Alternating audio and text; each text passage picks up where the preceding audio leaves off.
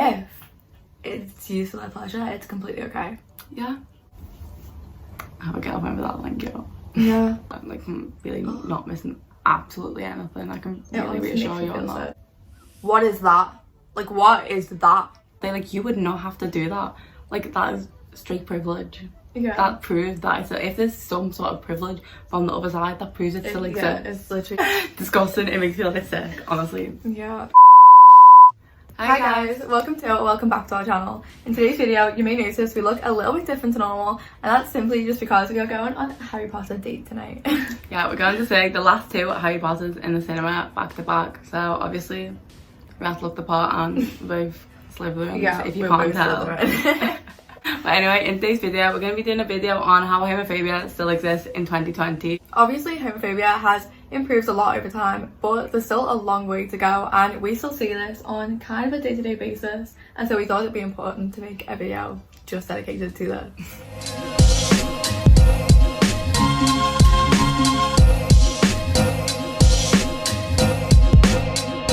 The first point we're going to start off with is social media, and obviously this is one of the main ones because most people are like always on their phones. However, it's still one that can be a lot more avoidable because people can be blocked as they can't if it was in real life. Yeah, literally, if you get a hate comment, you can block that account, remove the comment, but for a lot of people, still receiving that comment initially is a big problem, and this is something that is almost unavoidable. For us personally, it doesn't really affect us when we receive a comment about us being together, but a lot of people, especially if they're not as comfortable in their sexuality or if they're not in a couple, and I was yeah, 100%. not with you and I was on my own receiving that, I'd be like, but then honestly, now I kind of just think it's funny. But in the past, it would have affected me a lot more, like before we were together and before I was like fully accepting. Comfortable with it. Yeah, 100% would have been like, oh my god. 100%. I know the comments that bother me more, this is also a point we're going on to a bit later, but certain comments that over-sexualize our relationship are the ones that bother me a lot more. I'd much rather someone say anything about me personally, or even just like a hate comment, than over-sexualizing it, because that is something that bothers me a lot more. Yeah, or especially if it's something to do with one of us and it's someone who clearly knows we're together but they don't see it as like a proper relationship just because it's two girls. Yeah, we've had certain situations where boys think they can overstep that mark almost because in certain people's minds it's not valid, it's not real, and because they are a boy or what they see as a man, they can step over that and take over it and make us straight. Yeah, and also especially this isn't just men, this is also in girls. They can be homophobic and see it not being as a proper relationship. I know we've both personally been told by friends and people we know in real life that we'll always be virgins because we haven't slept with a man. So it is still very much prevalent in today, because even when we were in school we'd be like, oh, like it's chill, like a lot of people are kind of it's not as chill as you expect it to be. Yeah, it's not as chill as you expect it to be, even if it's just little passing comments or like jokes, like you laugh but it's kind of like you know there's something behind it. Yeah. I know, like comment in from a good place. So we kind of went into our second point from the first one, but our second point was family and friends and how there can still be homophobia within these relationships even if they don't see themselves as homophobic. Yeah, even if they're not directly being like, no, that's wrong, you can't do that, I don't agree with that. It's the passing comments, as we said before, and the jokes about it, which you know they actually think like it's not just a joke, like they're laughing about it, but you know that it's serious. Yeah, it's even the smaller stuff like introducing you as a friend to someone when they know you are together, you're being together for a while, and they'll be like, okay, this is so-and-so's friend, and you're like, okay, you're ashamed. That's not good.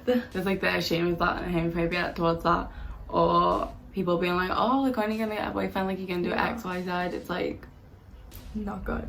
That's not happening. Like, you know, this is my girlfriend. Why? Yeah, like why is it you're gonna find a boyfriend when you're gonna get a boyfriend, this will be that. That's kind of the point. That's not what's gonna happen here. So get that in your head. Exactly. I know also for you, when we were in school, you would come out as bisexual and it was always like the choose a side situation. Yeah, I basically said that I wasn't 100% sure. So I was like, okay, maybe this and maybe that, but I wanted to give myself that option. It open. Yeah. Not like option, that's probably bad wording, but I wanted to give myself the chance to explore everything just to make sure. I didn't want to get myself in a situation where put a label on it and then people are like, well, I thought you said do that. I didn't want to get into like a serious relationship with either. and then be like, okay, this isn't actually, but then I figured it out kind of quickly anyway. But I did always say, yeah, something like that. I did always say I'm way more towards girls, but I don't know if there's anything there for boys. But then even in that situation, it'd be okay, well, you need to choose. You need to choose one. And I'd be like, well, I don't actually need to. Yeah. Like technically, like if you want, would never have to open choose. to but I'm not open to both. I'm just open to, well, technically, me. I'm not open to one either right now. But even so, that would still be okay. But people still talk as though it's not okay. Yeah. The third point we're getting into is face-to-face and being in public. This is something we literally get every single day. I didn't think it would be as bad. I didn't realise, like, I thought the world was a lot less, like, homophobic and, like, shocked by it as well. It's so not. It turns out everyone's just as shocked as he would have been however long ago because, oh my god, the amount of looks we'll get when we're together in public and the turning around and the they go like this, they turn around and go double look and then look down. They look down, look at us, look at us if we're holding hands, they look that back. And they're like, what?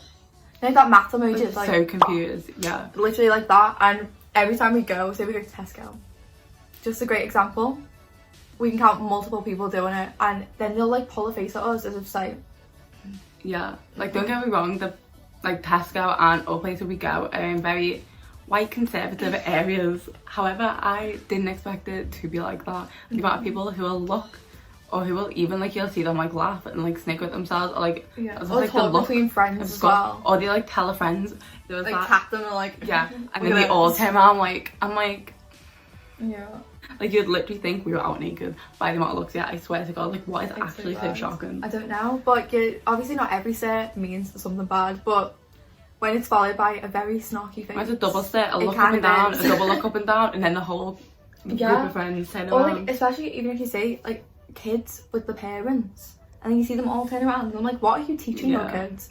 I'm like, we're not infectious. Pure, like, PDA you're not gonna catch it, and even if your kid did catch it, that shouldn't be a problem. Yeah, exactly. Like we're not very like affectionate in public because it's a bit cringe, but you do you, but like if we were, I don't know, people looking a bit more, but like the most we literally do in public is hold hands when we're walking around, which or like link, which you do with friends link anyway. Arms, so like, come on, it's like, let's go. But people know. People know and aren't happy about it. So as well as like the snotty looks and the little mumbles and sniggers between people, we also get just straight up comments, either good or bad, whether it's harassing or just completely insulting. We do still get comments, and this is something that we experience the most with teenage boys. Yeah, and if like a group of teenage boys are just like walking down the street, or if they're just driving past in the car and they think it's acceptable to hang out of their windows and shout stuff at us, like just openly shout stuff. I don't know what would possess someone to do that. Even if I seen something I didn't agree with out on the street, unless it was like someone getting like injured. But if I seen something where I was like like I didn't really agree, which I can't think of it, and I would, but I wouldn't hang out the window and say something to them. It doesn't make sense. Like, why do you think that's acceptable? Also, why do you want to do that? Like, do you have absolutely no shame? Like, you're making yourself look like such an idiot no matter what you're doing. Yeah, but they're not, because the point is the whole group chime in afterwards and they're all like, oh yeah, da-da-da.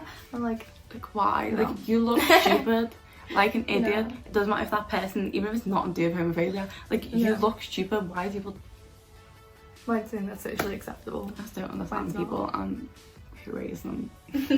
So the next point is kind of one we touched on before, which is over-sexualizing, which we honestly receive probably the most out of all of these.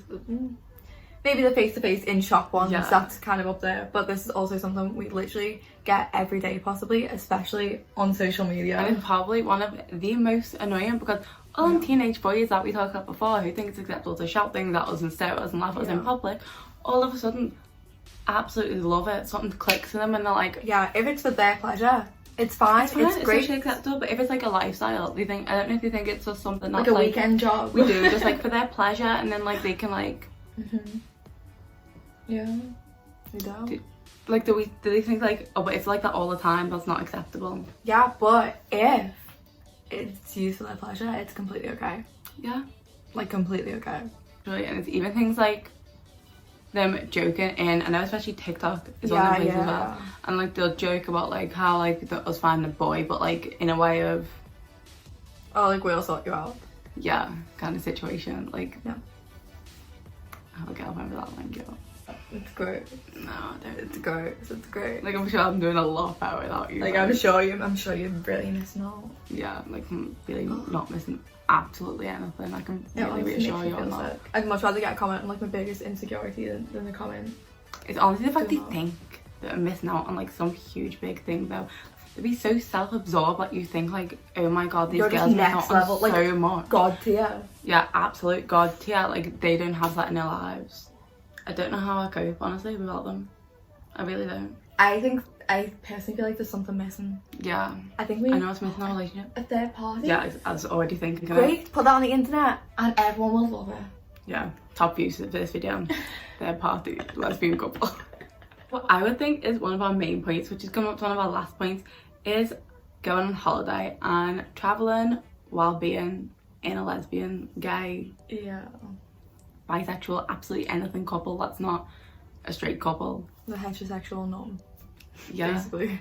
The fact people will argue that homophobia doesn't exist in 2020 and like how it's so easy to like come out as being gay, trans, whatever. But it's also highly country dependent. Yeah, exactly. But if we went on holiday, we'd have to say what the laws were in that place to make sure we wouldn't get literally killed. Yeah, get killed or even just like locked up, absolutely anything, or fined just for your own holiday. Like, you would not have to do that.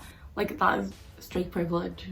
Yeah. That proves that if there's some sort of privilege from the other side, that proves it still exists. Yeah, it's literally like we only really realised the extent of it when we were debating going on holiday and just searching when certain people were saying, okay, homophobia doesn't really exist that much anymore, and we were like, so we were looking, let's get the facts, okay, let's educate ourselves properly. And then we were looking and it was so much worse than either of us thought it was going to be. Yeah, I literally felt like maybe one or two countries would have like the death penalty. I swear it's around 70 that it's illegal, and a bunch of them are punishable by the death penalty. Like, a lot of them, like, it's not just one or two, but like, how?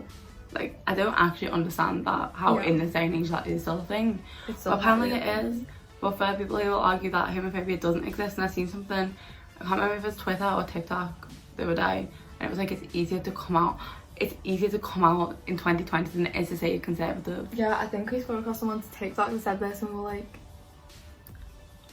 what? For anyone who doesn't know, which I'm pretty sure, we're not sure how much each country's politics link into each other, but I know some countries won't have like a conservative this or the other. I think it's very much our country. I know it's like equivalent of it, but conservative is basically the party that everyone's always looked down upon for voting. Then that's very much like the richer, white, more privileged group of people. Yeah. It was always like a taboo. Like, you'd never admit if you voted conservative and you supported them, you'd never admit it because it was such a taboo. You would get literally like terrorized for it. Yeah, but the fact people can put that on a thing of like your opinion, like in a like being conservative, like that's based on opinion. Yeah. Being gay isn't really based on opinion, like somewhat, but it's not like a choice. Like, oh. Yeah. Literally. Like there's an element of choice behind that. You can educate yourself on as much as you can. We can't educate ourselves in what we don't like educate ourselves in like girls. Now all of a sudden like we're into them. Like, that's just no. There's not like a book on like how to become. And like you can't really be killed for that. No. Like, I can't promise like down some dodgy area you might not be able to. Some people would kill for that. Some people would kill, but like it's not like a law. But there's literal laws that say like I was shocked. What we're doing right now in another country, we could literally get killed for it. And so the last point we wanted to cover today was internalized homophobia. Yeah. Because due to all these factors, many people do experience this who are LGBTQ+. They do very much have internalized homophobia and feel like what they feel isn't right and they should partially be punished for it. And not stick to proper labels. And if both of us, if anyone asks what we are, like what we identify as, etc., we'll both just say gay. Like, we'll never really say lesbian. I hate that word. Like, I actually hate it. Like, it makes me a little uncomfortable. Like, when people have asked me if I'm a lesbian, I've asked them not to actually call me that, because I think it's more of like the sexualized side of it, which that's why I try and avoid that. If it's like gay, it's like, I'm like, what? Why is she actually referring to? Yeah, she's like gay. Like, if it's like lesbian, it's like lesbian. Yeah. And I'm like, I don't want to be associated with that side of it, because that's all, oh, it's just a joke, it's just this, it's just like a weekend job almost. And yeah. Okay, this will do that. So it's just gay. I'm always kind of like, yeah, I'm gay. I don't think I've ever said like, no. I'm a lesbian. You ready here? How does that feel? Disgusting. It makes me feel a bit sick, honestly. Yeah. That's very much why we just don't associate with that, but we know this is, honestly, we've seen how much of an issue it was on TikTok. Yeah, that so many people have this as well. But we were like, why are we so uncomfortable with it? And then we realised like, oh, everyone else is too. Like, it's just like, it's like a thing. A common denominator in the lesbian community. Also, I've known a couple of people who are gay, lesbian, bisexual, multiple different things anyway. And they started off very much not agreeing with homosexuality, and they were always like, yeah, the ones that got them back up the most. They were like, this, you know what, like, I like don't support this. Yeah, it's like we both do that. We're like, I'm sitting here and I'm like, a couple of years later, I'm like, I recall you. Makes sense. Yeah. Not fun. Not fun. So we thought this would be an important point to include in this video, because that's obviously such a problem, and that's a type of homophobia that people wouldn't really expect us to talk about. Yeah, but Internalized homophobia is one of like the biggest, like it comes from like us because of all the other different types of homophobia, and it's made to feel uncomfortable because it's either wronged upon or heavily sexualized. It also kind of links in, I don't know about you, but in my mind it kind of links into the aspect of like, you should come out. Yeah. It's like, it makes you feel like it is different. It's not normal, it's something that you do need to mention. Yeah, and like I have to, obviously there's a whole different video we could make on coming out, and like, do you have to come out, like, kind of thing. You don't have to come out. So we hope you enjoyed watching today's video, and if you did, make sure to leave a like and a comment down below if you've experienced any of these or any other ones, or if you're just simply an ally. Let us know your opinions and experiences. Yeah, just let us know what you think on this topic, because it's honestly an interesting one, and it's one that a lot of arguments can be said for. We do like to hear, even the ones that we don't agree with. Let us know. So if you want to find us anywhere else, all of our links will be down below, and our animal channel, which plays on sometimes, is also, as always, above my head. And if you want to be notified for next time we post, make sure to subscribe and hit the notification button below, just so you get that little notification. So thank you for watching. I will hopefully see you next time. Bye.